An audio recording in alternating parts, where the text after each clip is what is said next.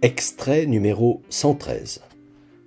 Esprit sans intelligence. Esprit sans intelligence, lents à croire tout ce qu'ont annoncé les prophètes. Ne fallait-il pas que le Sauveur endurât ses souffrances pour entrer dans sa gloire ? Est censé dire Jésus aux 2 pèlerins d'Emmaüs, tandis qu'il chemine avec eux.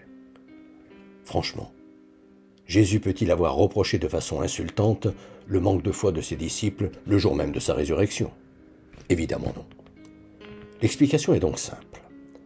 Cette phrase n'est pas ce qu'a dit Jésus, mais elle est la retransmission de ce qu'ont ressenti les disciples d'Emmaüs au fur et à mesure que Jésus leur expliquait ce qu'avaient annoncé les Écritures concernant le drame qu'il venait de vivre à Jérusalem et dont il venait de lui faire part.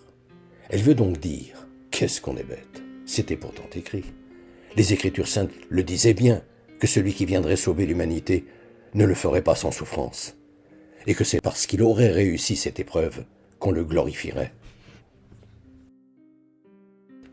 Indépendamment du fait que Jésus est le chef de file de toutes celles et ceux qui, à sa suite, entreprirent et entreprennent encore de devenir les sauveurs de l'humanité en témoignant par leurs actes et éventuellement par leurs paroles le projet de bonheur pour tous les hommes qu'a conçu le Créateur de l'univers, et si, d'une façon générale, lorsque nous lisons un texte sacré, nous veillions à nous mettre dans la peau des acteurs, et si nous nous appliquions à nous imaginer à leur place, dans leur situation, et si, déjà, une telle attitude nous aidait à comprendre que la transmission du message que veut nous faire entendre Dieu a forcément subi l'influence de l'évangéliste ou du prophète qui l'a inspiré, et qu'il est important d'en dépasser la lettre pour en retrouver l'esprit.